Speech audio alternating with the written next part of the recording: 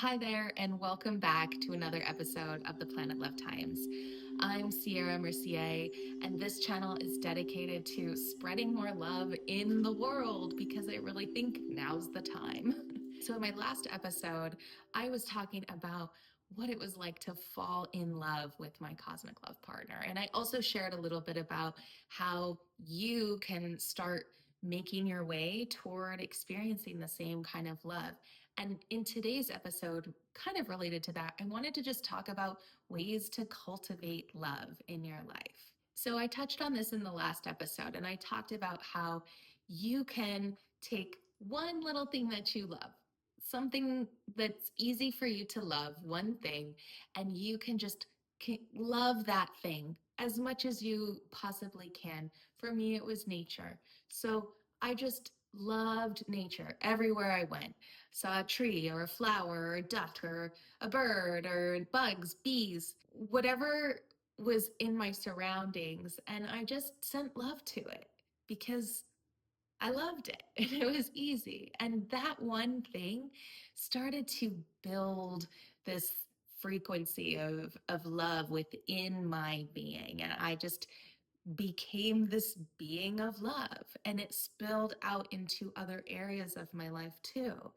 And so find one thing that's easy for you to love and work on feeling into that energy, that frequency of love for that thing, and allow it to spill out into other things that are similar to it, and then move beyond that thing into new realms if you're feeling brave. Other ways to cultivate more love is to take care of yourself. Self-care. Really take a look at your diet and the food that you're eating. Is the food that you're eating nourishing you? Is it healthy? Is it supporting your health?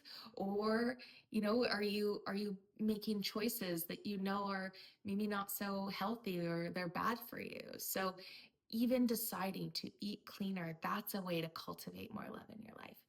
Exercising, moving your body, that is another form of self-care. That's a form of love for your health and your body.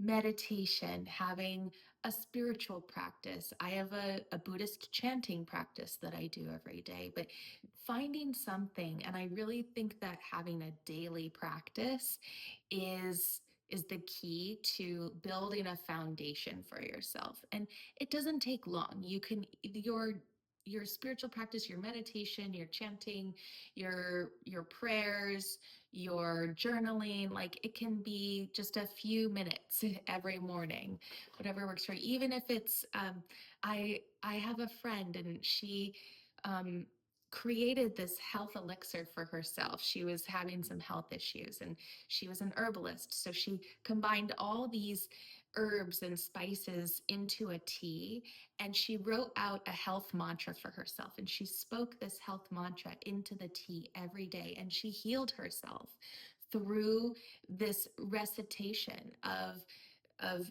this healing mantra. So you could do that for love into a tea elixir that is meant to bring about love. I'm not an herbalist. I'm not going to tell you what sort of herbs or tinctures to go get, but I know they exist. So get creative. Other ways of cultivating love are simply to just message a friend and tell them that you're thinking of them, or spend time with a pet, really present time. I feel like a lot of people these days are lacking presence. We're always on our phones. We're like constantly thinking of the next thing that we have to do in the future. Or sometimes we're in the past and like obsessing over what's already happened. But animals are always present. And for me, like my cat, when I was totally present with her, she taught me the beauty of the universe. And so these pets, these spirit guides that we have just in our house all the time, they're always there. They're always there to offer love and to be guides, be teachers, if we will receive their medicine. So spending time with your animal and being really present and getting to know them on the deepest level possible. Another way you can cultivate more love is to write out a list of 20 things that you love about yourself. And 20 is the minimum, okay? So I love my fill in the blank and write down 20. And you might be surprised. When I did this exercise, I actually found it hard to reach 20 things. And so that was kind of eye opening to me. And it was like, oh, wow, I have to dig deep for this. So that made me really start to go like, oh, what do I love about myself? And by becoming aware and conscious about the things that you love about yourself, not only does that help open you up to loving more things about those around you, but it just starts, filling up your own well of love to draw on. And the last thing I want to talk about for how to cultivate love, and this is probably the most important one, saving the best for last, is gratitude. I can't tell you how many times gratitude has pulled me out of the depths of suffering. It's like this magical tool that each and every one of us has access to at any given moment. And when we call on gratitude in our lives, everything shifts. I've had the most profound experiences recognizing the gratitude I feel just for being alive, for being able to smell the air, for being able to hear the birds singing, to be able to feel the wind against my cheek. And one day when I was chanting about gratitude, I was tapping into my five senses.